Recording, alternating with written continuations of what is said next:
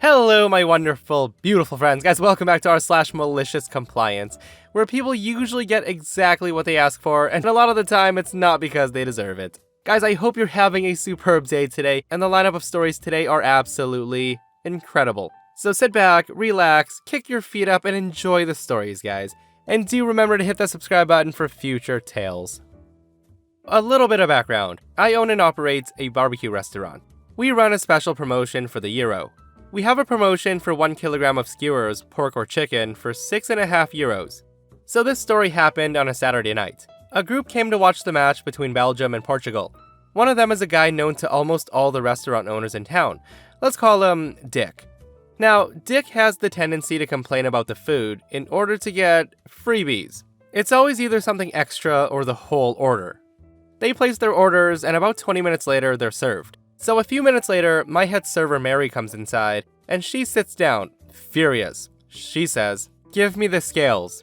Now I'm slightly confused, and I said, "What for?" She says, "Just give me the scales." So I give her the electronic scales, and she grabs an empty plate and heads outside. Now I do follow her because I know something's up. She then goes to the group that includes Dick. She puts the scale on the table and proclaims, "Okay, you want me to weigh them? Let's weigh them." You see, Dick had ordered the promotion and said that his order was missing almost half of it, and then demanded 4 more skewers to make it correct. Now, in almost any other place, he'd probably be right. Most of them do buy their skewers already made, and they weigh between 100 and 120 grams, which means that a kilo is usually 10 skewers. But we prepare our skewers in-house, and they're much bigger, between 180 and 220 grams, so our kilo is usually 6 skewers. So basically Dick was demanding almost another kilo of meat for free. So Dick smugly says, "Yeah, let's weigh them, and then you can bring me what you still owe me." He then laughs and says to his friends that he can't believe he got a server to bring out a scale to prove him right. So Mary then grabs the skewers and a fork and starts removing the pieces of meat and placing them on the scales. Initially, Dick has a very smug smile. But then he starts to frown when 3 skewers are emptied and the scales already show more than half a kilo of meat. Finally, with the second piece from the 5th skewer, the scales show just above a kilo. Mary then holds the remaining skewers and smiles smugly saying, "It seems you were right about the order not being correct. We actually gave you more than a kilo. So I'll just take these back to the kitchen. Enjoy your food." So Mary then returns to the kitchen smiling, and she put the skewers aside, while Dick ate his kilo of meat sullenly, and the rest of the group of friends were joking and laughing at him. Guys, that was such a satisfying story. I love how his friends were poking fun of him for being proved wrong. And of course, Mary is an awesome server. I love how she put him on the spot and made him look like an idiot. Okay guys, so this is another great comment that I found in the post. This person says, "I once hosted an event in a bar. It was kind of a celebration for police trainees, new recruits, and that kind of thing. Anyway, as I was busy slaving away, pouring drinks, etc., this one woman who was absolutely full of herself was watching me pour measures for another customer, making comments about the amount of ice in drinks, how I was using the wrong glass, which I wasn't, and other obnoxious comments about how she was waiting to be served, and she was here first, and she wasn't. So I was pouring some spirits, and for those who don't know, they come in standard sizes of 25 ml for singles and 50 ml for doubles. I reached the end of the bottle as I was pouring the whiskey and there was a tiny drop left, so I just poured those few extra mils into the glass, which you shouldn't really do, but who cares, right? Anyway, she gets up in my face about how it's technically illegal to pour extra measures, and that the law is the law, and that I should follow the law to the letter. Now I tried to brush it off and ignore her, and carried on serving other customers. But there she was, commenting on pretty much everything I was doing. And as anyone who's ever worked in customer service, you know how annoying it is to have everything scrutinized and commented on, as though you're nothing but a useless human being.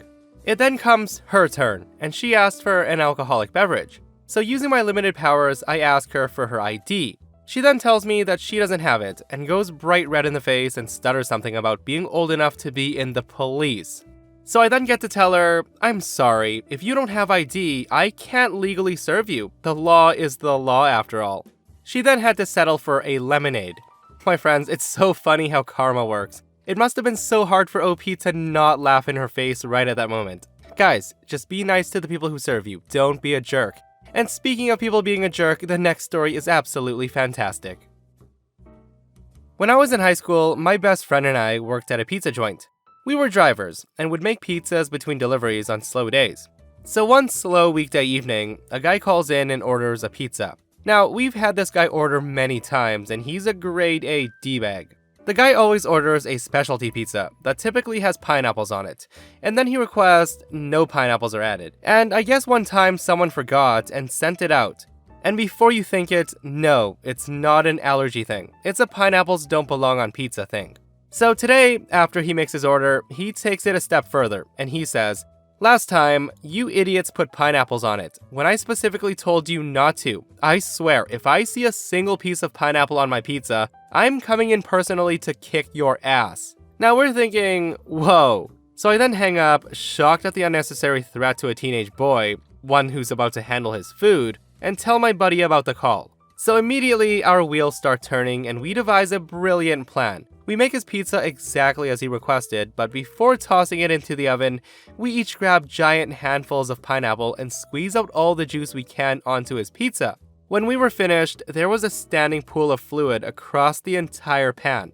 So I cook it, box it, and have the pleasure of delivering it. So when he answers the door, he threatens me again, saying, "If this pizza has pineapple on it, I will personally make sure that you or whoever made this pizza will lose your job."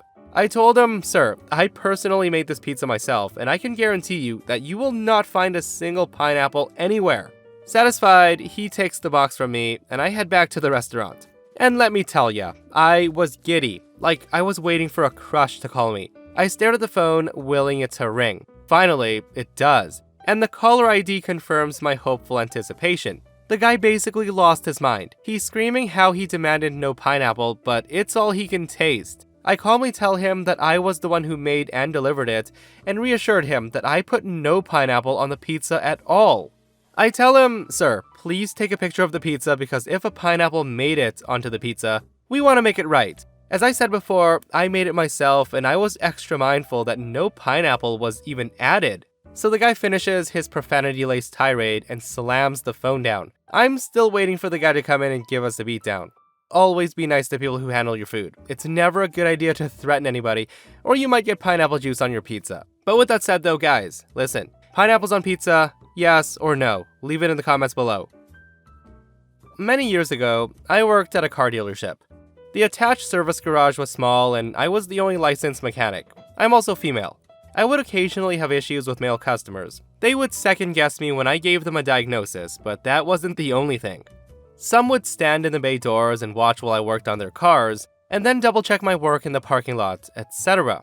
Now, I don't deal with customers directly, and would often get my apprentice to pull cars in and out of the shop for me.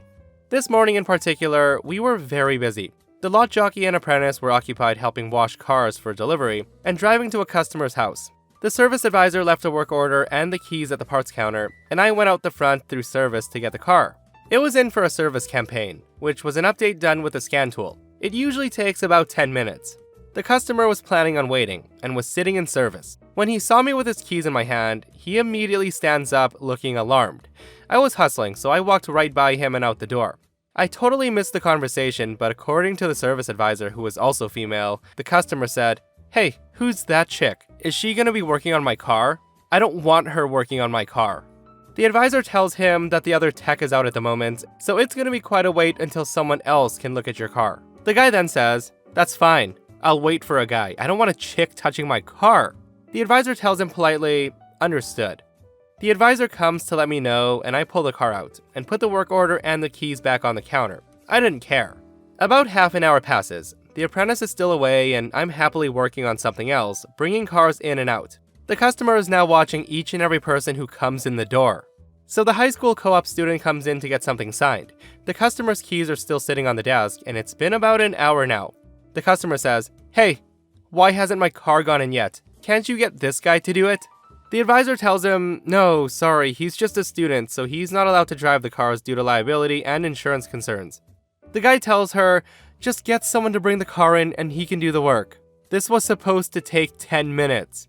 The advisor tells him, "Sorry sir, he's just a high school student doing his co-op. He's not approved to perform warranty work. Only licensed tech and apprentices can do the recall." So the car jockey returns. The service advisor hands the car jockey a different set of keys, and he brings yet another car into the shop for me. The customer right now is becoming irate. He says, "I've been sitting here for over an hour now, and I've watched 5 cars go in before mine. My appointment was for 8 a.m. This is getting ridiculous. Blah, blah, blah." Now at this point, he says he literally doesn't care who does the recall, but that it has to be a guy. The service advisor starts listing off the names of men who work at the dealership, and then saying why they can't perform the recall. She says, "Well, there's Harmon, but he's just a car jockey. He doesn't know how to work on cars. And then there's Jeet, but he's about 17 years old. I wouldn't want him doing the recall personally. But I guess we could ask Mike, but Mike is the parts guy. He doesn't really know how to use the scan tool. The detailers are all guys, but they know nothing about cars, etc., etc." The customer is now fuming at this point, and he demands to talk to the service manager. The manager comes out of his office and guides the customer into the garage. Now, he's pretty old school. He lights up a cigarette standing at the end of my bay and points at me. He says, "You see her? She's my best technician. Those guys over there, they take orders from her. You can either wait for her to finish what she's working on, and then you can ask her if she's still willing to do your work, or you can take your car somewhere else." Now, the guy was pretty shook up at this point, but he took his car and left, 2 hours after he'd first arrived. I don't think we ever saw him again, which wasn't much of a loss, all things considered. The manager in particular always stuck up for me and took my side. The service advisor has this very deadpan sense of humor. She knew full well it would have easily been an hour before the apprentice would return, and that nobody else could do the recall. Guys, honestly, to me, I don't care who does the work. If I have a problem and you can fix it, you're my go-to person. I really don't understand why some people still think this way, but hey, that's just me. My friends, let me know what you think though. In 2018, I lived in Southern California and was finishing up graduate school. Uber was my side hustle. However, I only did it for a little while because I'm not really the most patient person and eventually got tired of people's BS and their attitudes. So one of the common tactics for customers looking to screw a driver over was to cancel their rides in the middle of the trip to avoid paying the fare. Now, they would often say they did it accidentally and ask me if I could just finish the trip because we were basically there anyway. This happened to me 3 times. Now, the first 2 times I pulled over and I told them to get out of my car, which they did. And the 3rd time is the subject of this post. So it was about 4:30 in the afternoon on a Tuesday when I decided to log on and catch some fares. Most people go into the office on Tuesdays and Thursdays and are looking to get rides home between 4 to 5 p.m. to beat traffic. At this point, I should mention that I was living in San Diego. Now, if you know the area, you'd know that many people work in the city and live in the outer areas because it's cheaper. The day of the event, I picked up a middle-aged girl who was a student at the local community college, downtown. Now, although she was in community college, I could tell she had money by the way she dressed and where she was going. She gets in my car and starts making conversation with me. I'm driving through town, and as I'm about to get on the highway, I hear the cancellation ding. So I then pull over to the parking lot and let her know that she canceled the ride, and I could not drive her until she rebooked it. She then gave me the "it was an accident" excuse. I told her not a problem, just rebook the route. Well, at this point, all those people I told you about earlier had just gotten off work and we were in what I call the power hour of maximum surge pricing. Where she was going is like 25 to 40 minutes from downtown San Diego, depending on the traffic. Now I looked and the trip would have cost her $70. She then told me that she wasn't gonna pay that. I said fine, and I asked her to exit my vehicle, and she refused. She then tells me to take her home, like I was her chauffeur. Now at this point, I was pissed, and I wouldn't have done it if she gave me $100 cash. So I asked her politely again to leave, and she refused. Now I never really had gotten to this point before. The 2 other people were guys, and I would have had no qualms about yanking them out by force and beating the crap out of them in the middle of the highway. However, that wouldn't have been a good look in this situation. I thought about going to the police, given that we were 3 blocks from the headquarters, but I wanted her to feel the burn. Cue the malicious compliance. So I then asked if she wanted a free ride, and she suddenly perked up and said, "I knew you'd come around. It's about damn time." I told her to buckle up, and we got on Interstate 5. Now, here's the part where I tell you that San Diego is 16 miles from the Mexican border. I also keep my passport in my glove compartment because I did volunteer work in Rosarito every so often. We were about 4 minutes into the ride when she asked where we were going. I then turned around and told her, "I'm gonna go to Tijuana, and I'm glad you could join me. I hope you brought your passport." Now at first, she didn't think I was serious, but by exit 4, she starts to panic. I told her she was welcome to get out anytime, but she needed to make a decision soon because after we passed exit 1, there was no turning back. I also told her that I wasn't taking her back. Well, she got the message and pleaded for me to pull over. I pulled over and dropped her off at the outlet mall near the border. And just for a good laugh, I checked the Uber rate from the mall to La Jolla where she was going, and the cheapest rate was $87 for a pool ride. Now, I didn't make any money that night, but that was the richest experience that I've ever had while being a rideshare driver. I stopped about a month later and sold my car. Listen, sometimes you gotta go to great lengths and kidnap an entitled scammer to teach them a lesson. I bet she'll think twice before pulling that little stunt again. Now, this story takes place some time ago, probably in the early 2000s, but this event is burned into my brain. So I've worked in K-12 education technology for most of my 20 years in my professional career. When I first started, I was the only technician for a small/medium-sized school district of about 2,500 or so students. During the time of the event, the director of special education was married to the superintendent. I reported to the business manager, who used to teach technology but was not a technical person.